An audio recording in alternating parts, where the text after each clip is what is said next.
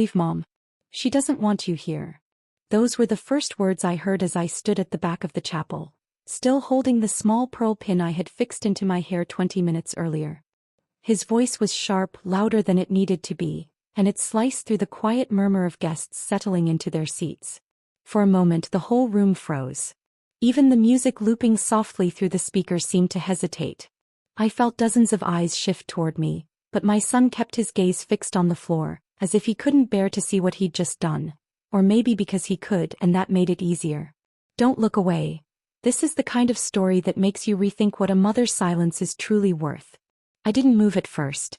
At my age, sudden shocks don't make you scream, they make you still. Years teach you to absorb hurt quietly, to let the pain settle before you name it. I stood there, hands trembling just enough for me to notice but not enough for them to see. And I remember thinking in that strangely calm instant, so this is how far we've fallen. He didn't look up. His bride did. She stared directly at me with that small, practiced smile she always wore, sweet for him, stiff for me. Her eyes flicked briefly toward the bridesmaids as if signaling a scene she'd rehearsed. One of them whispered something behind her bouquet. Someone else laughed softly. Nothing loud, nothing overt, but enough to sting. Enough to tell me this wasn't sudden. It had been discussed, maybe even planned. I swallowed once, steadying myself.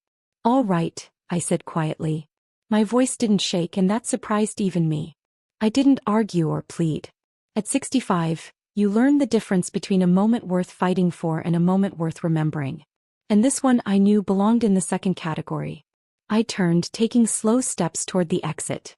The doors were still propped open, letting in a draft of cool late October air. The smell of damp leaves drifted inside the chapel, reminding me of the mornings I used to drive my son to school. The way he'd jump into piles of those same leaves just to hear them crunch. Life has a way of holding your memories hostage like that, bringing them back at the worst possible times. Halfway down the aisle, I loosened my grip on the small clutch I carried and felt something inside it shift. The papers. The ones I had tucked there that afternoon. Not because I expected anything like this to happen, but because a voice in me, one that had grown stronger over the past few years, told me I might need them someday. I didn't know when. I didn't know how. But the weight of them in my purse felt strangely comforting now, as if they were whispering, "You're not as powerless as they think." I didn't pull them out. I didn't look at them. I only let the reminder settle inside me like a secret warming my palm. A hidden advantage waiting for its moment. As I reached the vestibule, a few guests pretended not to notice me. One older woman touched my elbow briefly, murmuring, "Are you all right, dear?" But her eyes slid away before I could answer. Another couple stepped aside as if afraid my sadness might stain them. Wedding days make people avoid discomfort. I suppose I can't blame them. The air outside hit me like a cold wave. It was nearly 5:40 p.m., the sky already dimming into a deep blue brushed with the first hints of evening. Lanterns along the walkway flickered, some buzzing faintly from loose bulbs. I took a slow breath, letting the crispness settle into my chest. I heard the doors close behind me, reducing the inside chatter to a dull hum. For a moment I just stood there, feeling the weight of what had happened. My son had chosen this moment, his wedding day, to humiliate me. But the strange thing was, I didn't feel broken. I felt awake. As if the fog that had clouded our relationship for years had finally lifted, revealing something I had refused to see clearly. I walked toward my car, parked under a street lamp whose light flickered faintly with each passing breeze. As I reached for the driver's door, I caught a reflection in the window. Me in a soft blue dress I had sewn myself, pearls gently resting against my collarbone, hair pinned the way his father used to like it. The woman in the reflection looked older, yes, but not defeated. There was something steady about her eyes. Something resolved. I slid into the driver's seat. The chill of the leather made me shiver. Before turning the key, I let my hands rest on the steering wheel and allowed myself one small moment to feel the hurt. Not to drown in it, just to acknowledge it. My throat ached. My eyes stung. But the tears didn't fall. They hovered, held back by something stronger than grief. As I drove away, the chapel lights faded into the distance, replaced by the hazy glow of street lamps and the quiet stretch of rural road. The tires hummed beneath me. I cracked the window slightly, letting the cool air brush against my cheek. I needed that. Something to remind me I was still here. Still whole. At a red light, The first unsettling clue of the night unfurled in my mind. A memory from rehearsal dinner. The bride's mother had avoided me every time I tried to greet her. Twice she turned her back just as I approached. Later that evening, I overheard the bride whispering sharply to her sister about control and boundaries. I hadn't thought much of it then. I'd blamed nerves, stress, maybe wedding chaos. But now, with everything clearer, those moments felt like warning signs blinking in the dark. And there had been more. Small oddities. The seating arrangement suddenly changed so I wasn't near the family table. The missing place card with my name. The florist telling me, almost apologetically, that the bride removed my corsage from the order. Tiny things, each one brushed aside because I didn't want to see the pattern. But patterns don't disappear simply because we look away. By the time I reached my driveway, my heart had steadied. The motion sensor light flicked on, washing the porch in a warm, soft glow. That porch had held so many memories. Birthday balloons, Christmas wreaths, my son's muddy boots lined neatly against the wall when he was still small enough to think I ran the whole world. I stepped out of the car, clutch still in hand. A thin layer of frost had begun forming on the railings. My breath curled in the air as I walked up the steps. When I reached the door, I paused, turning back toward the quiet street as if expecting someone to follow me with an apology, or even an explanation. Of course, no one did. Inside, the house greeted me with its familiar warmth. The faint smell of cinnamon from the candle I lit earlier, the quiet hum of the old refrigerator, the soft tick of the clock hanging above the kitchen archway. Home can be heartbreakingly gentle on nights like this, reminding you of everything you built while others tore at its edges. I went to the dining table and placed my clutch down. My fingers hesitated for only a second before opening it. The papers were still there, neatly folded, unchanged. I brushed my fingertips over them. They weren't just documents. They were history. Proof. Leverage. Years of decisions I had made quietly, never imagining they'd become relevant to anyone but me. But tonight their relevance felt heavier than ever. I didn't take them out. Not yet. A plan whispered at the edge of my mind, not fully formed but undeniably present. I couldn't see the whole shape of it, but I could feel it, like the first outline of a storm building far beyond the horizon. I walked to the window, pulled the curtain back slightly, and watched as a car drove slowly past my house, headlights sweeping over the lawn. For a moment I wondered if it was someone from the wedding. Someone sent to check whether I'd obeyed their command. The thought irritated me more than it frightened me. "You wanted me quiet," I murmured to the empty room. "You might regret that." The clock ticked. The frost shimmered. The house felt expectant, almost listening. Then my phone buzzed. I turned, heart lifting just a little. Maybe he'd realized what he'd done. Maybe he would. Well, it wasn't him. It was his bride. A single text. "We need to talk. Now." And just like that, the moment their respect died opened the door to something much darker. As if the words themselves carried her voice, sharp and demanding, the same tone she had used on me in quiet ways since the day we met. I stared at it for a moment longer, not because I didn't know how to respond, but because for the first time I realized I didn't have to. I wasn't bound to her expectations or my son's, or the fragile politeness that kept me silent all these years. Instead of replying, I set the phone face down on the table. The house felt still again, as if waiting for what I would do next. My heartbeat steadied, finding a slow, calm rhythm I hadn't felt in years. Something inside me, something old, tired but unbroken, told me the conversation she wanted would happen on my terms, not hers. I pulled out the chair at the head of the dining table, the one I always sat in for holidays, for birthday dinners, for the nights when my son was small and I'd help him with spelling homework. The memories of those years clung to the air in this room. I could almost hear his young voice mispronouncing words on purpose just to make me laugh. I sat down slowly, letting the chair creak beneath me. It always made that sound, a familiar complaint that comforted me. The clutch bag was still sitting where I'd left it, its gold clasp reflecting a thin line of light from the overhead fixture. I reached for it, feeling again the firmness of the papers inside. They weren't heavy, but the truth they carried had weight I had ignored, avoided, postponed. Not because I feared using it, but because until tonight I hadn't been pushed far enough to need it. With a deliberate breath, I opened the clasp and pulled the papers out. They unfolded easily, crisp at the edges. I placed them across the table, one on top of the other in a clean, neat spread. The land deed went first. then the property map, then the lease agreements, then the renewal contracts, all signed over the past 15 years. Seeing them laid out like that all together was almost overwhelming. Not because I didn't know what they represented, but because I realized how long I had carried the burden of responsibility behind them. When my husband passed, the land had become mine. The fields, the barn, the storage lots, the small office building his brother once used before retiring, it all fell into my hands.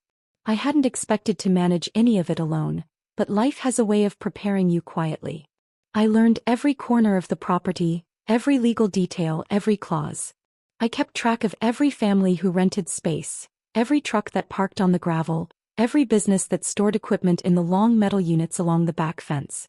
And then there was their business, her family's pride, their shining operation with the big metal signs and the rows of vans they polished every Saturday morning. They had come to me years ago when they needed land to expand, promising they'd be respectful tenants, that they'd treat the space well. And for a long time they did. Until the bride met my son. Until the wedding planning began. Until I started noticing the small ways her family looked at me, as if I were simply part of the background rather than the person who made their business possible. The papers on the table reflected all of that history, every silent compromise I'd made along the way. I didn't resent it. That wasn't my nature. But tonight, with the sting of the wedding still fresh, the truth pressed harder against me. I walked to the kitchen to make tea, not because I needed it but because the act of boiling water and holding a warm cup steadied my nerves. I filled a small pot, set it on the stove, and listened as the flame clicked to life beneath it. The soft hum reminded me of nights after my husband died, quiet evenings when I would read through documents just to learn the things he always handled. I didn't want to be unprepared then, and I wouldn't be unprepared now. The phone buzzed again. I didn't look. Maybe she texted again. Maybe my son finally tried to reach out. Or maybe a group chat from the wedding was already spinning a polite version of what happened. I didn't care. Not tonight. The kettle whistled softly before reaching a full boil. I poured the water over a chamomile tea bag and held the cup between my hands, letting the warmth seep into my fingers. When I returned to the dining table, the papers seemed almost alive, like they had been waiting years for this exact moment. I picked up the oldest lease agreement, the very first one I signed with her family. The ink had faded slightly and the edges were worn from being handled so often. I remembered sitting across from her father at the time. He had been polite, almost overly so, praising everything from the land to the view of the hills behind it. He shook my hand with confidence, thanked me for believing in a small business trying to grow. I'd admired his determination. I saw bits of my late husband in him, hardworking, gritty, hopeful. But as the years went by, the tone changed. The requests grew. The expectations expanded. And recently, very recently, I noticed something in their monthly billing notes I hadn't paid attention to before. A shift in tone. A belief that the land belonged to them in every way except on paper. That was when I began to gather documents, to organize them, to make sure I understood each clause perfectly. I wasn't preparing for revenge back then. I was preparing for stability, for myself. It wasn't my fault they positioned themselves as adversaries instead of allies. While sipping the tea, I opened the drawer beneath the table and took out my reading glasses. The familiar pressure on my nose grounded me. I shuffled the papers again, this time more intentionally. The financial report. The renewal clause stating I could terminate the lease with written notice. The updated map showing the new storage units I had added last year. Units they always assumed would be theirs indefinitely. Then something caught my attention. A small handwritten note clipped to one of the lease renewals. It was in my handwriting. A reminder to myself made months ago. Review boundaries before signing next renewal. Something feels off. I had forgotten about it completely. But reading it now made my stomach twist. I remembered the moment I wrote it. The bride had come to the house with my son to discuss wedding details. But somehow the conversation had turned into a tense debate about the property. She had suggested, quite firmly, that it would be easier for everyone if I transferred the land to the next generation. She spoke casually as if she were talking about passing down a recipe card. My son, sitting beside her, said nothing. That was the first time I felt the shift. The quiet greed beneath the smiles. The beginning of the entitlement that led to the humiliation at the wedding. I leaned back in my chair, letting the weight of everything settle. The tea had cooled, but I drank it anyway, the chamomile calming my hands. My eyes scanned the table again. The legal documents spread like a map of decisions I had made without ever expecting them to become weapons or shields. Another buzz from the phone. Another ignored message. Instead, I reached for my lawyer's business card. It had been sitting in the kitchen drawer for months. I placed it gently beside the papers. I wasn't planning anything rash tonight. But I needed to be ready. I needed clarity. Control. Respect. Something they had stripped from me so effortlessly hours ago. The clock on the wall ticked steadily, each second marking how much the evening had changed me. I felt older but stronger. Hurt but awake. The woman who entered that chapel earlier wasn't the same woman sitting at this table now. A soft knock startled me. Not loud. Not hurried. Just deliberate. I froze listening. Another knock. Firmer this time. My stomach tightened. I wasn't expecting anyone. No one ever visited this late, not on a wedding night. I stood slowly, feeling the cold floor through my slippers. I didn't go to the door right away. I moved to the window beside it, pulling back the curtain gently. A car idled in my driveway. And standing on my porch. Not my son. Not the bride. Her father. Hands in his pockets. Jaw clenched. Eyes scanning the darkness around him. He wasn't here to apologize. He was here because I owned something they never expected me to own. And tonight, for the first time, they needed me. I didn't open the door right away. His silhouette stood stiff under the porch light, shoulders squared as though he were preparing for a negotiation rather than a conversation. The last time I saw him, he was laughing inside the chapel, clapping along with the music, completely unaware that his daughter had just instructed my son to throw me out. Seeing him now, quiet, unmoving, uncharacteristically alone, made something in my stomach twist. I kept the curtain lifted just enough to examine his face. His jaw was tight, his expression unreadable. He shifted his weight once, glancing toward his car, then back at the door. He was nervous. That alone told me more than words could. I stepped back, letting the curtain fall, and took a slow breath. I wasn't afraid of him. But I was aware that opening that door would start something none of us could easily undo. Another knock came, 3 soft raps. Not demanding. Not aggressive. But urgent. I walked to the door, unlocked it, and opened it only halfway. The cold night air carried a faint smell of pine and the distant sound of a car engine fading down the road. He stood there with his hat in his hand, his eyes softer than I expected. "Ma'am," he said quietly. "I'd appreciate a moment." His voice surprised me. Not the tone, he'd always spoken like a man who weighed his words before releasing them, but the gentleness in it. Tonight, he didn't sound like the confident businessman who parked his fleet of vans on my property each morning. He sounded like a father carrying something heavy he didn't want to drop. I didn't invite him inside. I stepped out instead, pulling the door shut behind me. My sweater wasn't thick enough for the chill, but I chose the cold over the vulnerability of letting him into my home. He looked down the steps as if gathering his thoughts. "There's been a misunderstanding," he began. I raised an eyebrow. "Is that what you call it?" He winced slightly at the edge in my voice. "I didn't approve of how things went tonight," he said. "If I'd known, I'd have stopped it." I studied him closely. He wasn't lying, but he wasn't being fully honest either. Not about everything. "What do you want?" I asked plainly. He exhaled long and slow. "I want to make sure nothing changes between us." His gaze flicked briefly toward my driveway, toward the stretch of land behind my house. "The wedding shouldn't affect our agreement." There was. Not said directly but clear enough. He wasn't here because of respect or regret. He was here because he was afraid. I crossed my arms, letting the silence sit long enough for him to shift uncomfortably. He took a step closer, lowering his voice. "Hi, daughter." He hesitated, searching for a softer word but finding none. She acted impulsively. "He has a temper. I'm not excusing it, but I am asking that you don't punish my whole family for her mistake." Punish. Funny word choice. As if I had done anything except walk out of a room where I wasn't wanted. "I haven't done a thing," I said evenly. "Not yet." He swallowed hard at the word yet. The porch light flickered above us, casting brief shadows across his face. His eyes darted to the window where the edge of the dining table was barely visible. I wondered if he sensed what lay on it. The spread of documents. The years of quiet leverage I never intended to use. "Look," he said carefully. Our businesses rely on stability. Routine. We can't afford uncertainty right now.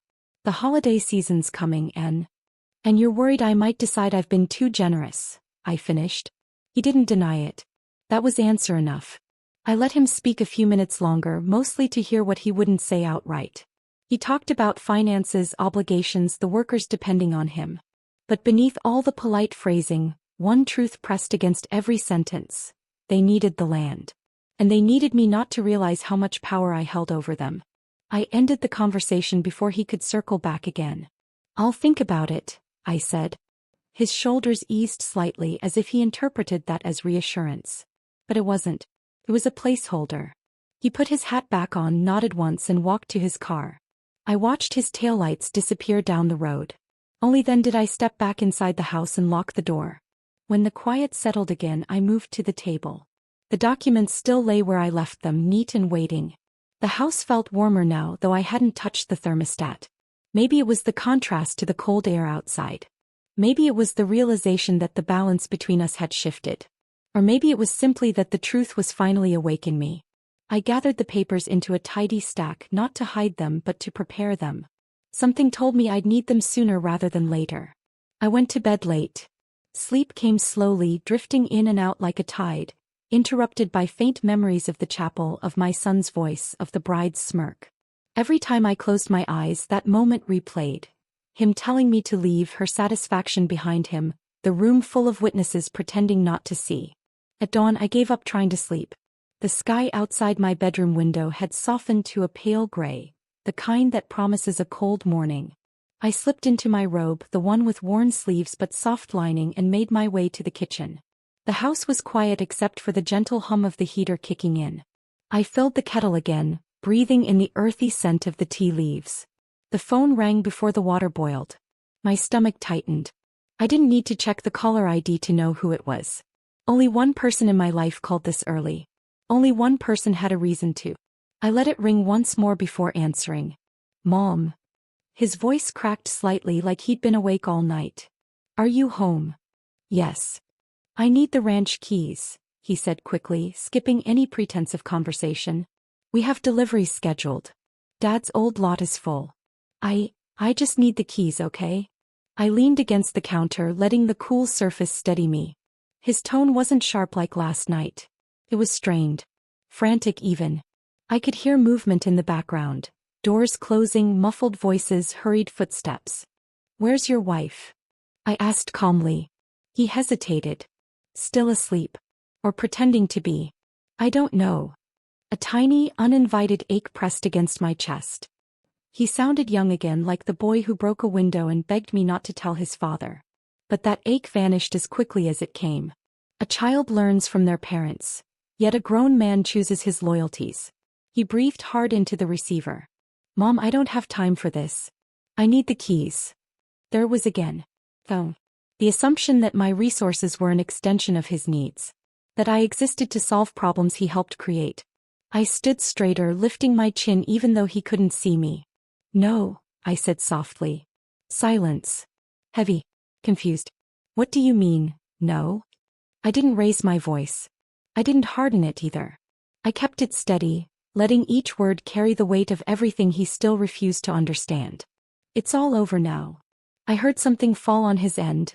A bottle maybe, or a box, followed by a sharp breath. What? He whispered. Those 4 words unsettled him more than any shout ever could. He knew I didn't speak lightly. He knew I didn't make threats. I made decisions. What do you mean? He asked again, louder, with panic bleeding into the edges of his voice. Mom, what does that mean? What did you do? I didn't do anything, I replied. You did. He cursed under his breath, something he rarely did around me. I don't have time for this. You don't understand what's happening. I understand more than you think. A beat of silence. Then another voice, hers, echoed faintly in the background. Fix it, she snapped. Fix it before my parents wake up. He must have covered the receiver, but her tone carried through anyway, sharp and unmistakable. When he returned to the line, he sounded smaller. Please. I'm asking you. Just give me the keys. I stared through the kitchen window at the frost clinging to the fence posts. The sun was rising now, washing the yard in pale light. "No," I said again quietly but firmly. "Not today." His breath shook. "You're going to ruin everything." "No," I corrected. "I'm going to stop pretending." Before he could speak again, I ended the call. The kettle whistled. The frost glimmered. The morning felt different, not because of what I'd said but because the balance between us had finally shifted. And for the first time in years, I wasn't the one scrambling to fix what someone else had broken. I stood there for a long moment, letting the silence fill the kitchen after I set the phone down. It wasn't the usual kind of silence I lived with, the peaceful morning quiet I'd grown used to. No, this one felt charged, almost humming in the air around me. I could practically feel the shift happening somewhere beyond my walls, like a rope snapping after being pulled too tightly for too long. And for once I wasn't on the end of it. The kettle clicked as it cooled. I wrapped my robe tighter around my waist and walked into the living room, the soft padding of my slippers the only sound. The sun was rising slowly, casting pale orange strips across the hardwood floor, lighting the room in a way that made everything look gentler than it felt. I glanced at the clock, 7:15 a.m. Not early enough for panic unless someone truly needed something. And judging from the tone in my son's voice, they needed far more than keys. I wasn't sure what would happen next, but I didn't have to wait long to find out. The first call came just 10 minutes later, the shrill ring slicing through the calm like a blade. I considered ignoring it, but old habits die hard and I reached for the phone out of instinct. "Morning, Mrs. Houghton," a shaky voice said. It was their business manager, Alan, an older man with a soft manner who always treated me kindly when I passed through the lot. Today, though, kindness was overshadowed by nerves. "We've got a small issue down here. The team can't get the gates open." The gate. The one operated by a digital keypad attached to the fence I replaced last spring. System I installed, not them. A passcode I controlled. "What do you mean they can't open it?" I asked, keeping my tone even. "The code isn't working. None of the backup ones either." He paused. Did something get reset?" I walked to the window, looking out at the frost still clinging to the grass. "Not that I know of," I said. "But I'll look into it." He thanked me, even though I'd given him nothing, and ended the call with a shaky breath. I set the phone down again. The first crack had shown. Before I could even return to the kitchen, the phone rang a second time. This one was faster, sharper, urgent. "Mom." My son's voice was strained. "They can't access anything. The deliveries are backed up. Dad's old lot is full. We have workers standing around doing nothing." I didn't respond immediately. I let him fill the silence himself, which he did quickly.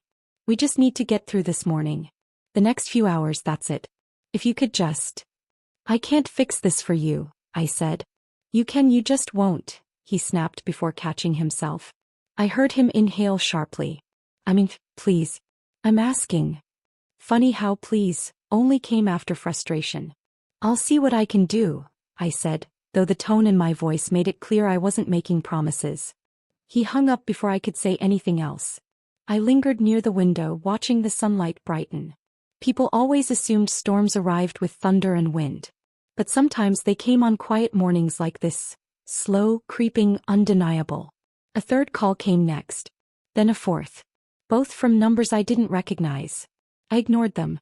It wasn't until the fifth call, this one from a neighbor, that I lifted the phone again.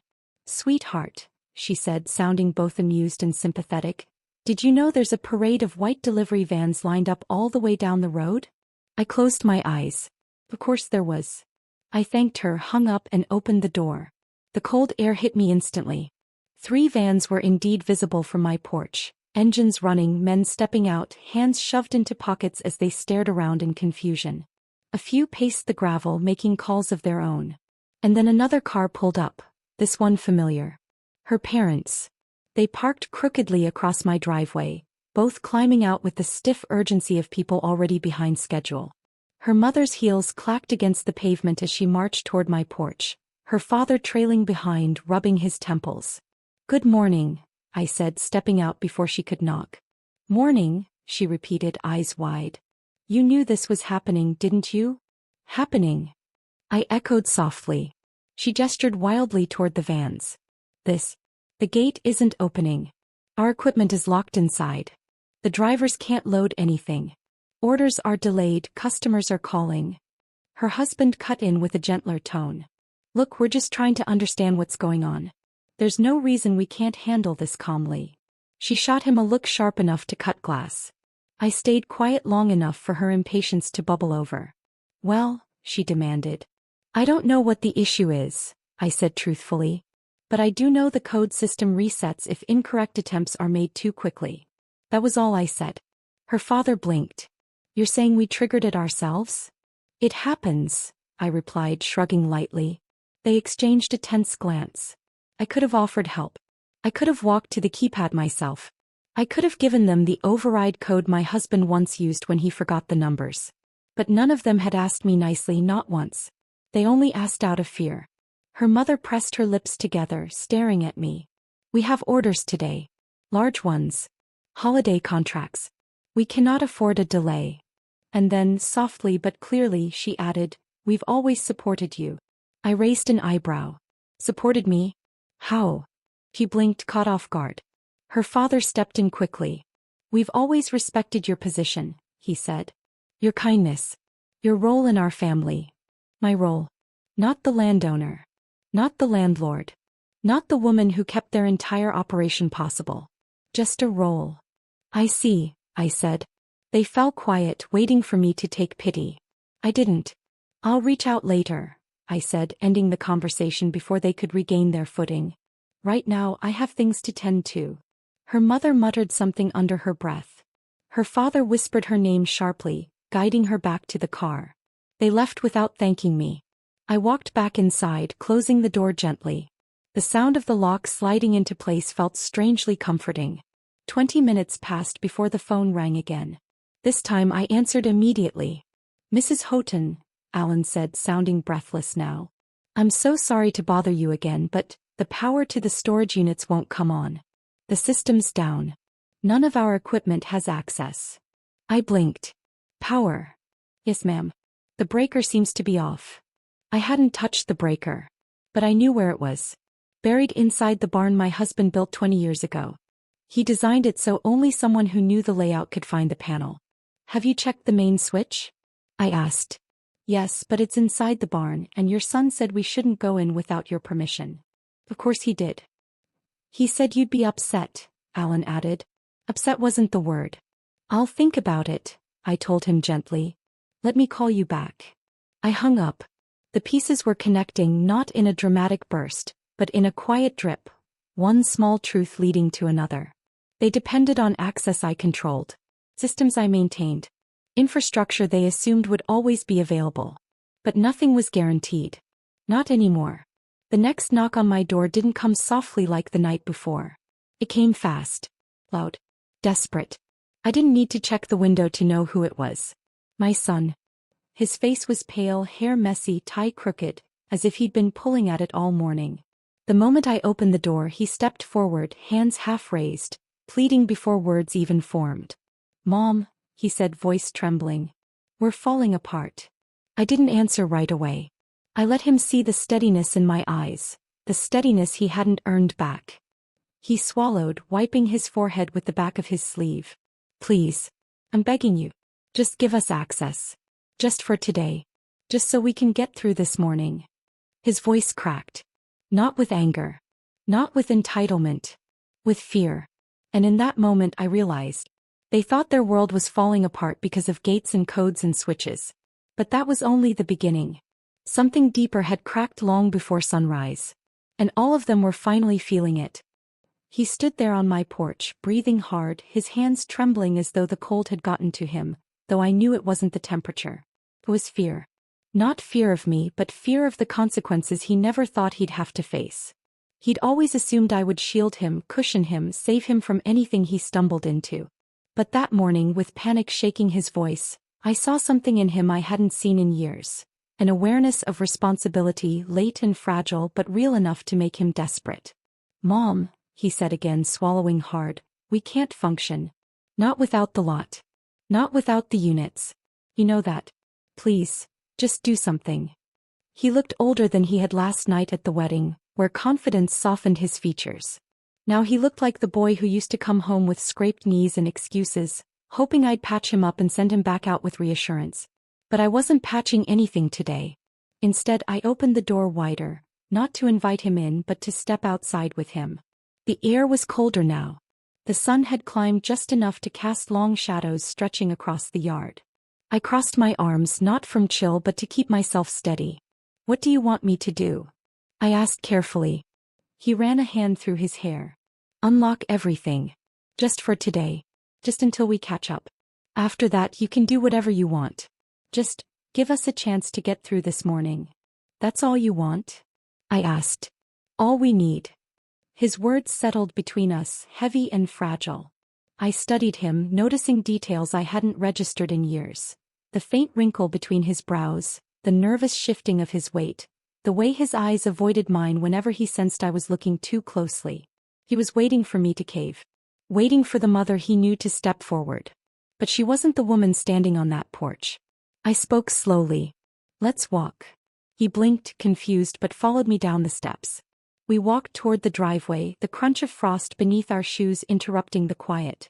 3 drivers leaned against their vans, talking in hushed voices. One looked over at us hopefully. My son didn't look at them. When we moved far enough from the house, I stopped. "Tell me something," I said. "When she told you to send me away last night, did you hesitate at all? Even for a second?" He looked at the ground. "It wasn't like that." "It was exactly like that," I said gently. He flinched at my tone, not sharp, not accusing. It was the calm that unsettled him. He took a deep breath. "She was overwhelmed. The day was stressful. She didn't mean." "I don't want excuses," I said. "I want honesty." He hesitated longer this time. "I wanted peace," he finally admitted. "I thought, if you left quietly we could get through the ceremony." "And what about me?" I asked.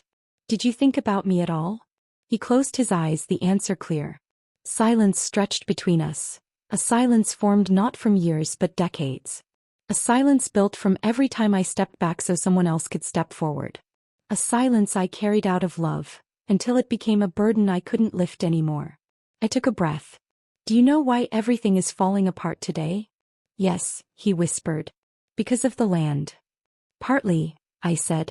"But not fully." He looked confused. I continued. "It's because I spent years protecting all of you from consequences. I gave without being asked. I forgave without being apologized to. I stretched myself thin so your world would stay stable. And somewhere in that you all stopped seeing me." He swallowed, guilt tightening his expression. "You didn't lose access to gates and units this morning," I said. "You lost access to the version of me who stayed silent." He looked up sharply. "Mom, that's not fair." "I'm trying." "For the first time," I finished softly. The wind brushed a loose strand of hair across my cheek. I tucked it behind my ear, grounding myself. "Come with me," I said.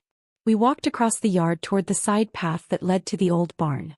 Its wooden panels were faded from decades of sun, the hinges groaning as the wind shifted. To me it was a place filled with memories. Quiet mornings spent with my husband, afternoons sweeping the floor while our boy napped in the corner, the smell of hay and old tools always lingering. To my son, it had become nothing more than a forgotten outbuilding. I opened the door. Dust floated through the beam of sunlight cutting across the floor. He stepped inside behind me. "This," I said, gesturing to the breaker panel tucked behind a stack of crates, "is the reason the power is out."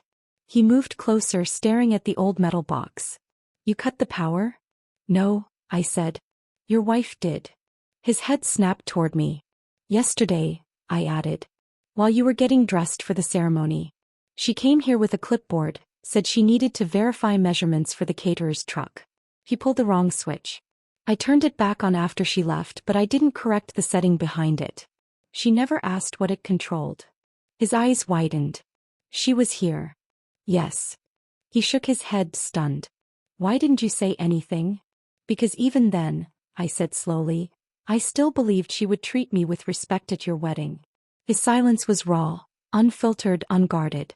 I stepped closer to the breaker panel. "Do you want me to turn everything back on?" "Yes," he said instantly. Too instantly. I closed the panel without touching a single switch. "Not yet." He stared at me almost helplessly. "Why?" Because you still don't understand what really failed today. He opened his mouth, then closed it again. I continued. You think this is about equipment? And gates? And deliveries? I shook my head. But the real collapse happened last night, when you let someone else's voice replace your own. He looked down, the truth cutting clean. You didn't defend me, I said. Not because you couldn't, but because you didn't think you had to. Because somewhere along the way, you believed I would endure anything silently. I paused, letting the words settle. You were wrong. He swallowed hard. I'm sorry. I didn't soften at the apology. Not yet. What are you sorry for? For not being on your side, he said quietly. What else? For hurting you. And he hesitated, then whispered, for assuming you would always be there. His voice cracked on the last word. I nodded slowly. Now we can talk. His shoulders sagged, a mix of relief and defeat. Does that mean you'll help? Not until you understand what helping means. We stepped outside again. The sun was brighter now. The driver stood waiting, restless. Her parents' car pulled up again, this time stopping farther from the house, cautious, uncertain. My son followed my gaze. They're going to panic, he murmured. They already are, I replied. He ran a hand across his face. Mom, please. I'm asking you as your son. And I'm answering you, I said. As a woman who finally knows her worth. He looked at me then, not as the person who raised him or the safety net he relied on or the background figure in his new marriage. He looked at me as someone he'd underestimated. Someone he finally saw. I took a step toward the driveway, then stopped and turned back to him. You'll get access again, I said. But not the way you expect. He frowned, confused. What do you mean? I held his gaze, steady and unblinking. I'm ending the lease. Today. His breath caught. Mom, no. And I'm reclaiming the property, I continued. All of it. He stared at me in disbelief. You're shutting them down? I'm taking back what I built, I said calmly. The land. The units. The lot. Everything they assumed belonged to them. He shook his head, stunned. They'll lose everything. No, I corrected gently. They'll finally face the consequences of assuming everything was theirs. The truth hit him fully then, harder than the wedding, harder than the morning chaos. His world shifted beneath him and he realized nothing was going back to the way it had been. He took a shaky breath. What happens now? I turned toward the house, the morning sun warming my back. Now, I said, I take my silence back. He didn't follow. He didn't argue. He didn't call out my name. For the first time in years. He simply let me walk away. And I did. With my head high. With my heart steady. With every piece of myself finally reclaimed. If this story touched you, subscribe for more powerful, emotional journeys of women who refuse to stay silent.